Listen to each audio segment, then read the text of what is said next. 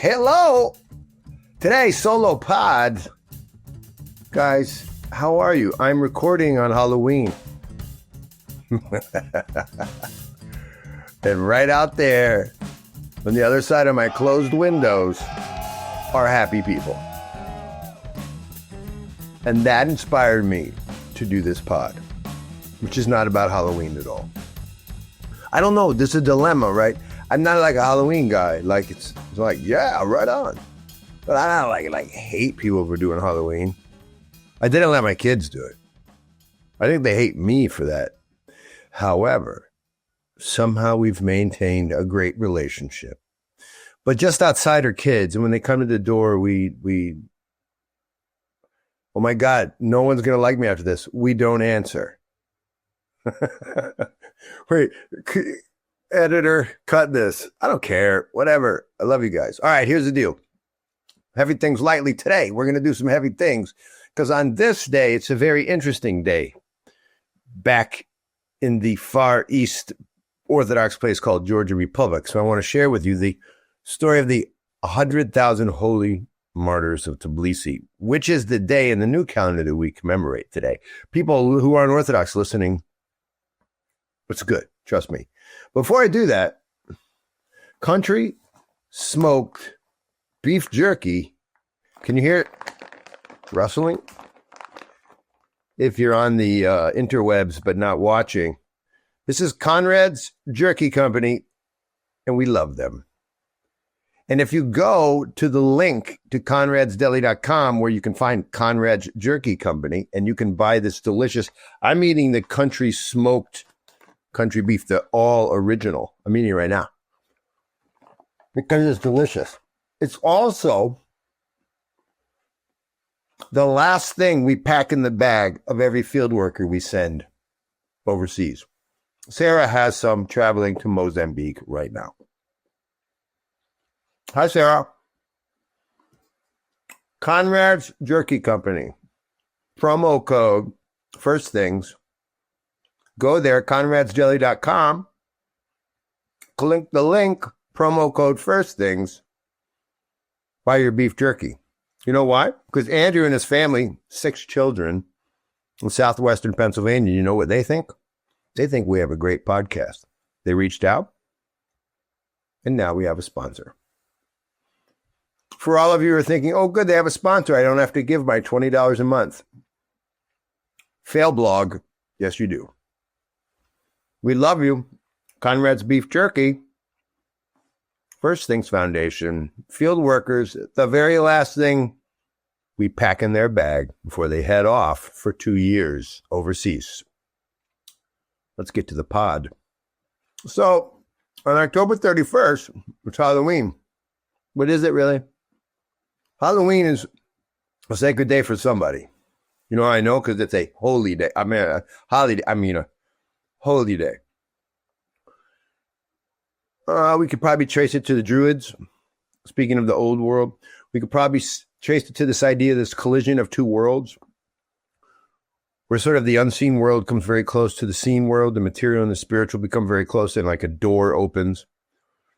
And between that door come flood the various spirits, various creatures. And alas, this is a dangerous day, and also a day of merriment, because it's together that you are saved from these potential dangerous spirits.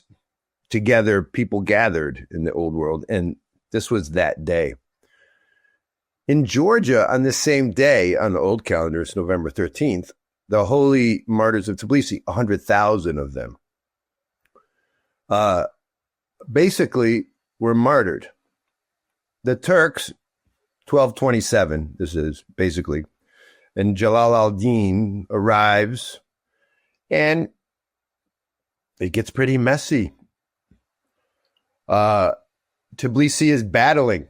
They're firing arrows and slashing with swords, and the battle is hot until a group of traders. See, living in Tbilisi at that time were many Muslims, Turks, and they were generally living peaceably. But as the story goes, some of those on the other side of the Meteki Bridge came out and began to fight from within and allowed some people to cross over secretly. And before you knew it, Tbilisi was engulfed, and it was bloody, and they were captured. And so al-Din called the Georgians out of the city so that they might pass over the bridge and into slavery and or freedom if they were willing to spit upon and stand upon these giant icons they pulled out of the holy churches and placed on the bridge. Andrew's showing a picture of the icon right now. And then, Andrew, show a picture of modern day. Yeah, there. Put it up. Modern day Meteki Bridge. When we take people to Georgia, we stay right in a hotel. You can actually see, well, I don't know if you can see it in this picture, but it's just right there. Why am I telling you this? Because that bridge served as the last standing location for about 100,000 martyrs who refused to step on and spit on the icon of the Holy Mother of God. For you non-Orthodox, you've heard of the Virgin Mary. That's Mary. That's Jesus' mother, hence the Mother of God. They chopped off their heads, mutilated. They did a lot of chopping of things, including a ton of capturing of young boys. This was a habit of many of the conquering Muslims, was to capture boys and turn them into warriors by first probably castrating them and then turning them into warriors and setting them back into the fight years later. Anyway, it was bloody. 100,000 people died. And so the story is a loss. And it reminds me of another story the Serbs tell, the story of Tsar Lazar, or Lazar of Kosovo, the king who was visited by an angel, and the angel said, okay, listen, man, you got a decision to make tonight, because you see those characters coming to destroy your Orthodox country. They're going to win. We can allow them to win, and you will die a holy martyr, and your country will be saved, or we can allow you to defeat them. You will become king. It will be short-lived, and you'll get the wealth of the world, and you'll die in obscurity, maybe even in hell. What? Tsar Lazar chooses to die honorably, defending, but knowing he was going to die, and his men, and he is a saint, and he is remembered on the regular, including in our family.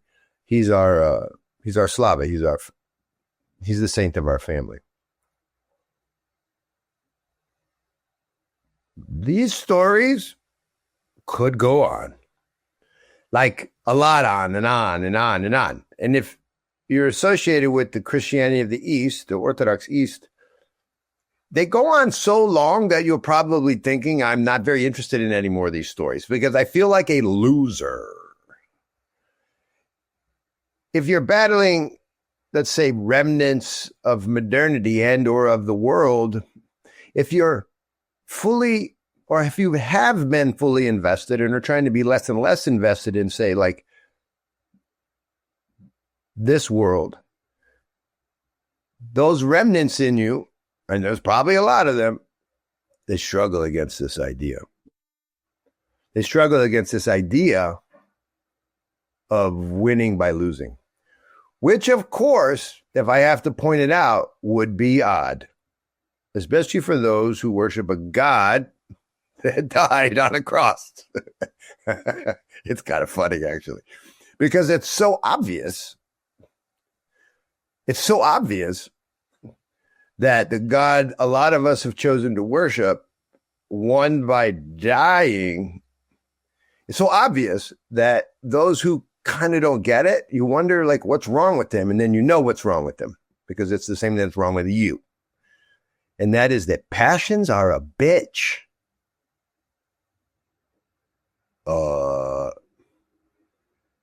They run you. And one of the passions is protection of self, protection of others. To protect implies something like, right? I got to do it myself. God will protect you even in your death. And for a warrior mind, this is a kind of dissonance. It doesn't mean, now hold on, because I know a lot of people out there, they're like, this brother's about to say something about pacifism. He's about to be a punk. No, I'm not. St. Cyril, who came outside of the walls of Jerusalem when the first wave of Muslims came to Jerusalem to destroy it, and they did. This is the 800s, I believe. St. Cyril came out and stood before the Muslim conqueror, and the Muslim conqueror, I forget his name, is it Saladin? I can't remember right now. And he says, hey, I know you. You're one of the wise men, the medicine men of the Christians inside Jerusalem there. You're famous. Why have you come out here? You're standing in front of me, and I'm about to go in there and destroy the city, which you know that I must do on behalf of my God. And Cyril said, yeah, well, I'm out here because I'm trying to do a good thing. And of course, the Muslim conqueror, the Sultan says, no, well, I'm trying to do a good thing. And then Cyril says, but I'm trying to do two good things. You're doing one good thing on behalf of your God, taking Jerusalem, the great city. I'm doing two. And the Sultan says, what are the two things? And he says, well, today I will stand in front of you and defend the innocent, and I will die for the God, the true God. And he will recognize my sacrifice on behalf of the innocent. I will do two goods, you will do one. So guys, I bring this up because in each of these stories, they speak to the heart of this whole push within our world right now to defend what we feel like is a declining America.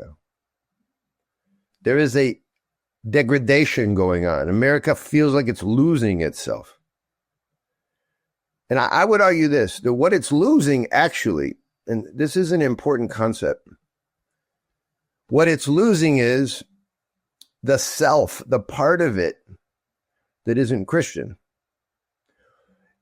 The worldly part of the United States was got grafted on from day one. I might argue that the Christianity got grafted on. In fact, in this podcast, that is my thesis. Christianity was grafted onto a worldly constitution, a worldly document, a document born out of things like the French Revolution, the American Revolution, the Enlightened philosophers, John Locke. That's a deistic Christianity. And the Protestant reality got welded on. That's my argument. We can argue away. In fact, put it in the comments. What I'm trying to say is that part of the United States has endured right alongside of its Protestant Christianity. And this is my fear, is that the Protestant Christianity that emboldened the United States and drew so many people here, and then also sort of maintained its essence, that part of this nation has dispersed and fallen away. And the reason is because most of those people have imbibed the secularism that says, be great, worldly great, be rich, be powerful, be the things that people respect, bro. That dude's got a 2-car garage, get your 3.